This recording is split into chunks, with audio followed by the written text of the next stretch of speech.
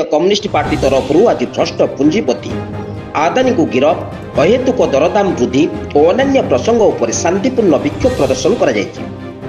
communist party जिला संपादक विद्याधर महांत सह संपादक अर्जुन टण महांत नेतृत्व में सहस्राधिक कर्मी को नहीं एक विशाल रैली स्थानीय नेहरू स्टाडियम ठारू बाहरी सरकार विरोधी स्लोगान दे शहर परिक्रमा कर उपजिलापाल कार्यालय सम्मुख में विक्षोभ प्रदर्शन कर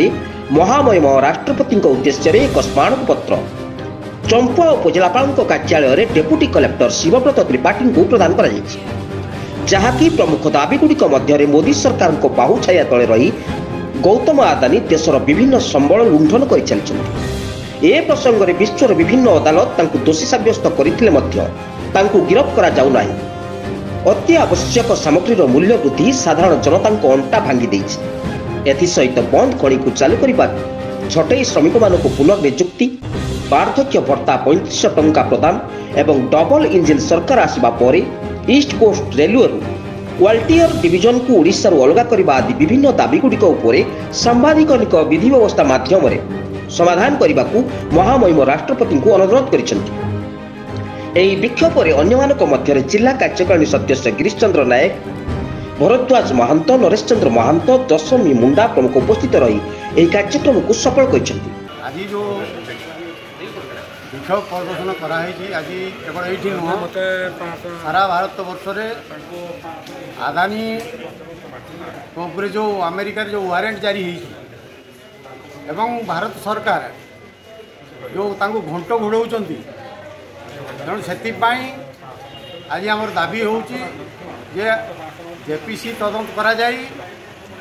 तुरंत गिरफ्त करा आदानी एवं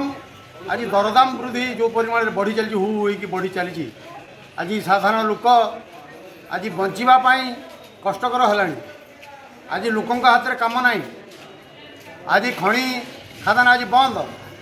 छटई श्रमिक आज निजुक्ति ना तेणु समस्त दाबी नहीं कि आज आम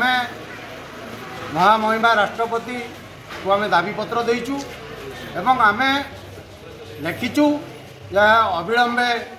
आदानी को गिरफ्त करा जाऊ एवं लोकंर जो समस्या अच्छी जो दरदाम बढ़ी चली बढ़ी चली आज बंद करा जाऊ एवं आमर दाबी अच्छी जे बीजेपी जिते बड़े निर्वाचन प्रतिश्रुति देते जे निर्वाचन जीतला 30 यूनिट विद्युत बिल छाड़ करा कृषि ऋण छाड़ करा आज आम मन पकई दौचु आपन जो प्रतिश्रुति देते से प्रतिश्रुति तुरंत पालन करंतु एवं लोकंकर